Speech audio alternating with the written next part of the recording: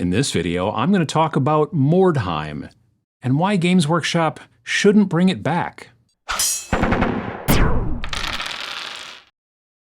So I think that this video is going to be a little bit of a ramble. Not a rant, but a ramble, which is slightly different, but it's, more rambling and less ranty, I guess. Anyway, the whole idea for this video kind of came to me after TMX, the Tabletop Minions Expo, a couple weekends ago, that I host here in town. It's a very small little convention, little tiny miniatures convention that I run. This year, I think there was about 115 people that showed up, and it was a lot of fun. What happens generally at TMX is that people bring games that they want to teach other people. So you are a game master, and you register ahead of time, and then we put you on the list, and then people know what things to come and check out at the convention. And there were things there like Cyberpunk Red Combat Zone. There were things like Moonstone. There were games like, what else? One-page rules stuff. There was Death Wizards. Vince was teaching people how to play Death Wizards. And of course, there was also Mordheim. Mordheim, some people brought a bunch of terrain, and they were playing Mordheim, and they were teaching other people to play Mordheim.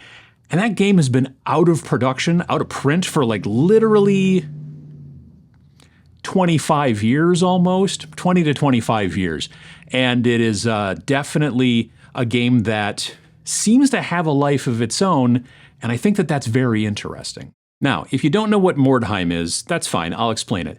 Mordheim is a game that Games Workshop put out back in like 1995, and it was a skirmish fantasy game based off of Warhammer Fantasy, which was an army-style game with rectangles, rank and flank, moving people around.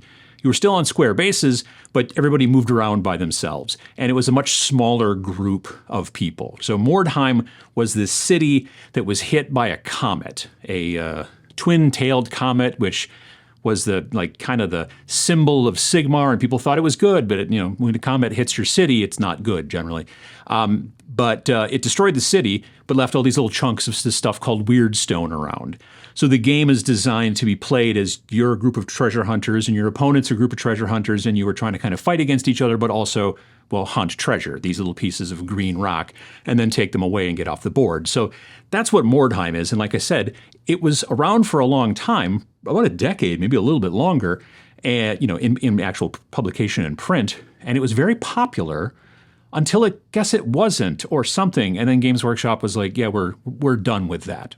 So about 3 years ago or so, I made a video called Will Games Workshop Make a New Mordheim? Because at the time, I kind of thought that they might, and I kind of thought that they should. I talked about how you got your 40K, and you got your Age of Sigmar, and then you got your, Kill Team, and then you got your Warcry, and then you got your Necromunda, but nothing else was in that spot, right? Mordheim, it would be basically the fantasy version of Necromunda, kind of as it always was, and they're not doing anything with that.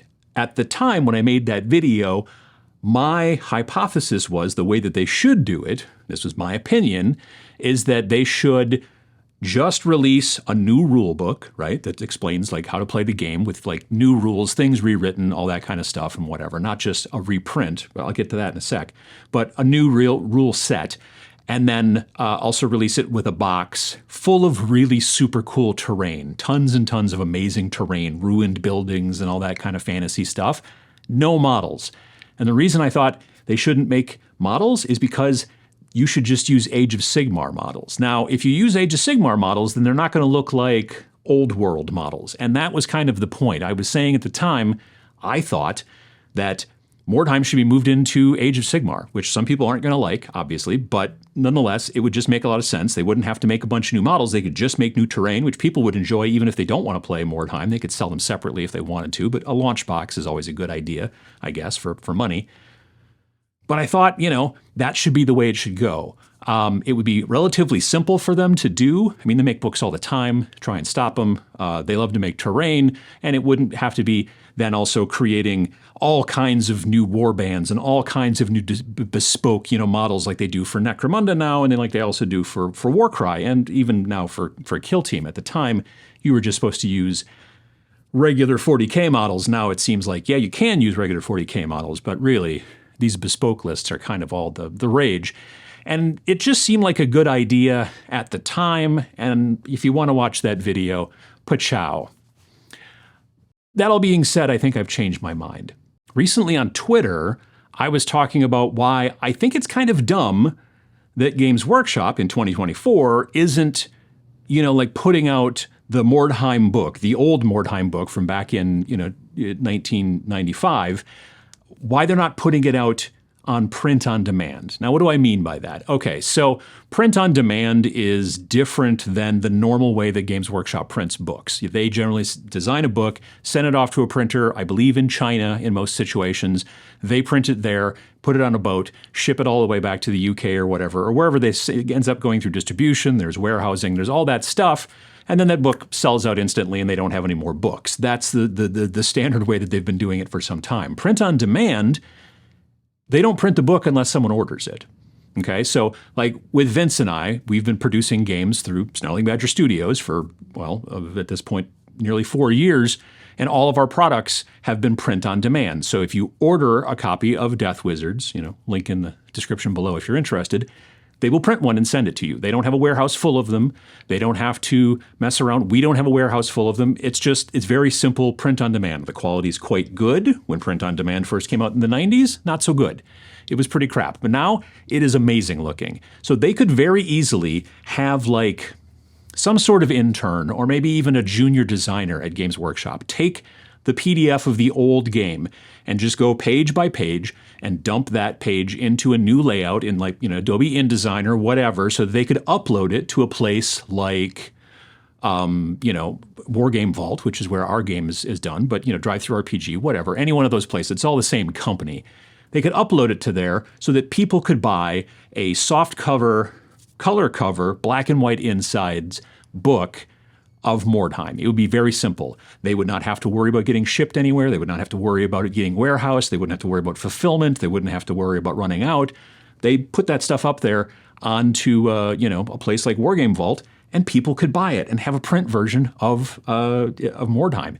It would take that junior designer, I don't know, maybe 2-3 days max. And then once they just let it go, it's up there. Like you wouldn't even have to think about it anymore. They would not have to think about it even much anymore after the upload. They could do a couple of articles maybe in Warhammer community talking about, hey, look, it's available again. You can go get it. And it would sell. And they could probably make really nice profit for very little work after it's up there, right? Now, you might say, well, but big companies like Games Workshop don't do that print-on-demand stuff. Well, have you ever heard of Wizards of the Coast? Wizards of the Coast puts nearly every old thing that they can get their hands on, and when I say old, I mean all the way back to original D&D, and also advanced D&D, advanced D&D 2nd edition, 3rd edition, all that stuff is available on Drive-Thru RPG, because once they put it up there, they go through the work to put it up, boom, it's up, and it's ready to go, and they don't have to worry about it anymore. They just get checks. I don't know if they actually get checks. It's probably direct deposit. That's how we do it. It goes into a PayPal. But nonetheless, that's the way it works. And Wizards of the Coast is not the only company to do that. I know that the folks are Talsorian with Cyberpunk. They put their stuff up on there. Battletech, tons of old Battletech stuff up on there. You can make it print on demand as a book. You can make it PDF only as well. You can do whatever you want. But the print on demand would work great for Mordheim. It would be the first chance that a lot of people would have to actually get their hands on a printed copy, and it would be spectacular. And at this point, I personally think that is the only thing that Games Workshop should do with Mordheim. The Mordheim community is doing, honestly, just fine without Games Workshop's help, right? I would say that Mordheim is more popular than it's been in the last 20 years these days. And 20 years is about how long it's been since the most recent actual product for, Mordheim was released. People are playing it all over the world. You see it all over online. Like I said, there were people running Mordheim at my tiny little convention, earlier this month. There was also a big convention earlier this year, it was in January, called Nemo, which is the New England Mordheim Open. They had 100 players at that event, which means they had to have 50 4x4 tables. And from what I saw online, the tables looked amazing. So There's other events happening all over the world that are generally smaller than that, but growing. There's video content, tons of YouTube channels and things like that. There's podcasts about Mordheim. There's even blog posts, which are making a comeback, by the way. Just FYI, blogs are coming back because social media is. Anyway, you want an example? Type Mordheim into My Mini Factory and see how many different things pop up just in there. So really, again, Games Workshop doesn't need to make any new Mordheim. It would be very nice if they would do that print-on-demand kind of thing so they can make extra money off the sides and people who want to have an actual printed version of Mordheim can have it. But otherwise, they can pretty much just stay out of it. Yeah, but Uncle Adam, wouldn't it be way cooler if there was new Mordheim stuff, like a big, thick, hardcover book, and with like new rules and new art? There was new terrain, all kinds of new models that would come out and all that kind of stuff, whether they're models that we could also use in, say, something like, the old world, I suppose, or maybe they use my weird idea about moving Mordheim into Age of Sigmar. Anything along those lines they could do, and it'd be really cool. You'd have like all new stuff to buy. Maybe, again, like I said, cool terrain, ruined buildings. I mean, this place was hit by a comet, so you don't have to build full buildings. You build what's left of buildings, right? And admittedly, the old rules for Mordheim are a little bit clunky, but they're very, very fixable, with house rules. When I used to play, we used to be like, okay, none of this, none of that. Like there were certain groups that you couldn't, like Skaven with slings was always a problem, and all these little things that made the game kind of unbalanced in certain spots. But as long as you and your friends decided, look, let's play it and be adults about it, it was a great game, right? And that makes a lot of sense. But honestly, you can use current GW models, or you can kit bash the game, with there's like Frostgrave models would be perfect. You can do a ton of Frostgrave, those types of models work great for a game like Mordheim. Or you can 3D print stuff like that. And you can also either scratch build terrain, or you can 3D print your terrain. You don't need Games Workshop to play Mordheim. I think the most likely thing that we'd see out of a new edition of Mordheim from Games Workshop, it would be pretty much high prices and low stock, And honestly, we don't need either of those things anymore from GW. It's been going on for quite some time. Sure, they would probably make some really cool models, and possibly some really cool terrain. But would you be able to get it?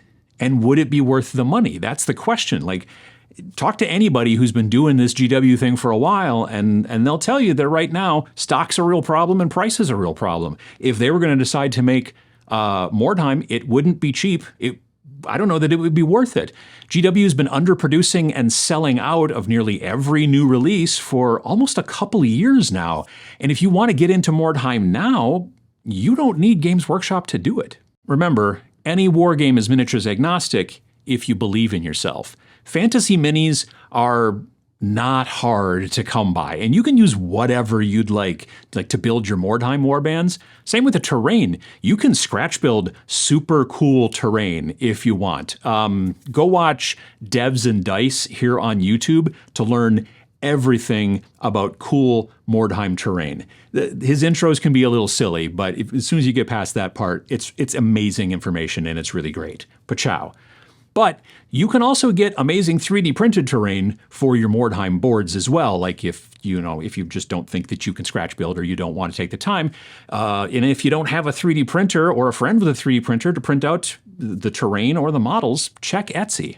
Mordheim, City of the Damned, is still alive and well if you know where to look. I'd start with Google.